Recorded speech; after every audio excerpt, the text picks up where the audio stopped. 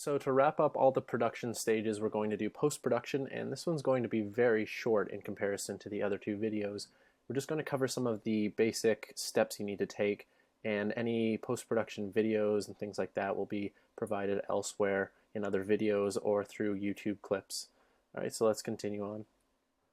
So the first thing we need to do once we've got our footage filmed, we need to import it. And we want to make sure that we always import as soon as possible because you never know what might happen with that memory card.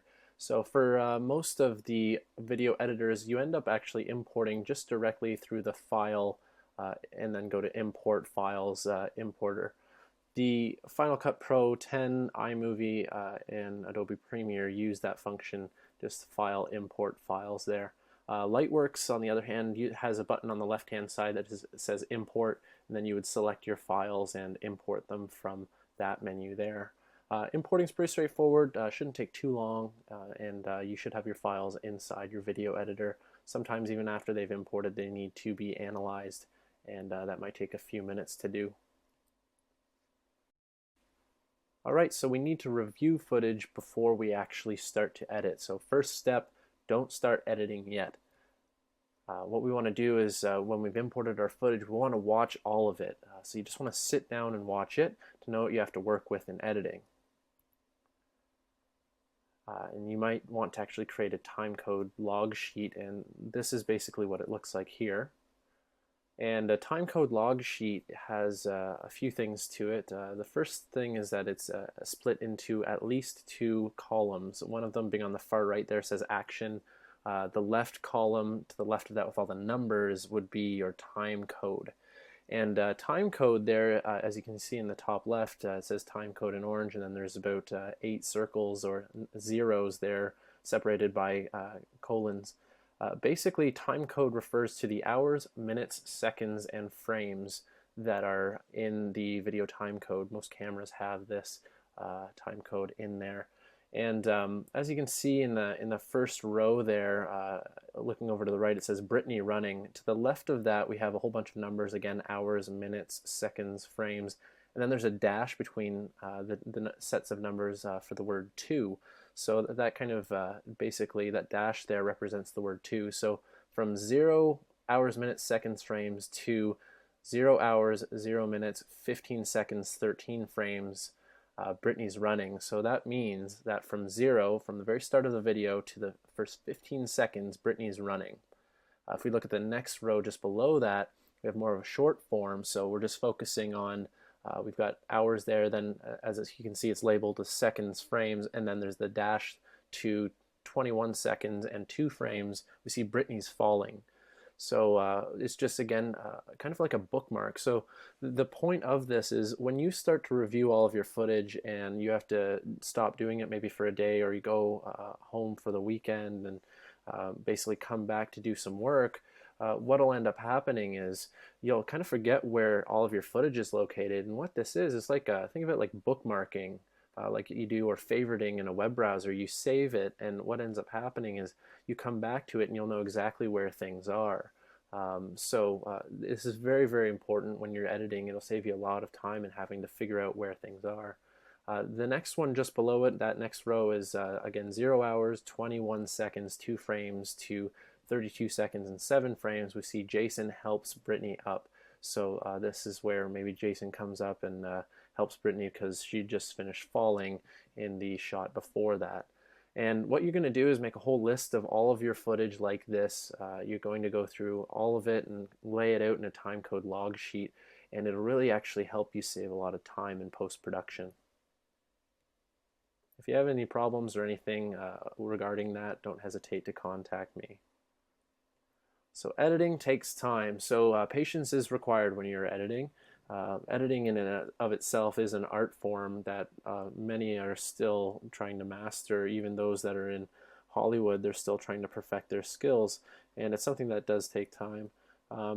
You're going to use your script and storyboard as guides, as well as that timecode log sheet. They're going to kind of be reference points for you to actually refer to when you're editing. Make sure you don't have shots that are too long. One thing that I find happens in a lot of first-time productions or early productions is there's a lot of scenes that are just really long, and you're losing your viewer's attention. So make sure that you are editing that to a pace that would interest you. Always consider that. Like, are you getting bored watching your own footage? Always consider that. And yeah, so like I said, on many first-time projects, see long drawn-out shots that lose the viewer's attention. Pay attention to your office ergonomics. Make sure you're sitting properly. Adjust your back. Make sure that you've got the right angles between your wrist and the keyboard and the mouse. Those are very important. I have tendonitis issues in my wrist. I tend to have to do a lot of stretching while I'm working because of the amount of hours involved at the computer when video editing. And save, save, save, and back up your saves. I'd recommend backing up and saving as often as possible. You can't back up too much, and you never know when that save is going to come in handy and save your entire project. I've seen entire projects lost. People work on them for months and then they've just disappeared. So make sure you back up. And copyright, avoid copywritten music or video clips. Make sure if you're going to use music, to use GarageBand, it's all royalty free, which means that we don't need to worry about any kind of copyright infringement at all. You can also look on the internet. There's a lot of websites that provide a lot of free music as well. And exporting. So once you've finished editing your film, what you're going to do is you're going to export in MP4. It's the most universal format. It's the highest compression with great quality considering the medium file size overall. So this is the best way to format. It's compatible with YouTube. Most devices, like the ones in the bottom right corner there, can play them. I'm not really aware of any device that can't play an MP4 file. And make sure you upload it to whatever service you need to send it to people or display it online.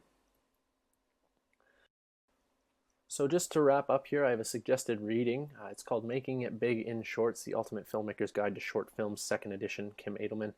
The great thing about this book is that it is geared directly towards you, the early filmmaker. It has so many great tips that are so easily plausible. For example, there was one tip in the book. I read the 1st edition, but it's probably still in the 2nd edition here. There's one tip where Kim suggested instead of buying your props, advertise for the company that you're going to buy the prop off of. So for example, for my Second World War film, I needed a replica pistol, and I found the Luger pistol. It's a German pistol at an antique store, and they're selling it for $120. I couldn't afford that at the time. So what ended up happening is I actually asked the store owner, I'm like, well, if I can buy this for maybe $70, can I advertise for you guys in my film? And they actually said yes. They jumped on it right away. So they got advertising. I got $50 off, and I was able to afford that a little bit more. So there's tips like that on top of how to market your film, how to get people to want to act for you for free and everything. It's a fantastic little book. I definitely recommend reading it. I can't say enough about it. It has so many great tips. So that's it for the production film series. What we're going to do, I guess, in the future is just kind of implement all of these strategies that we've looked at. Again, the post-production video editing films will be done through other video clips, not including this one just because it's too much to entail in this video. All right, so that's it. I guess we'll start to do our post-production video editing.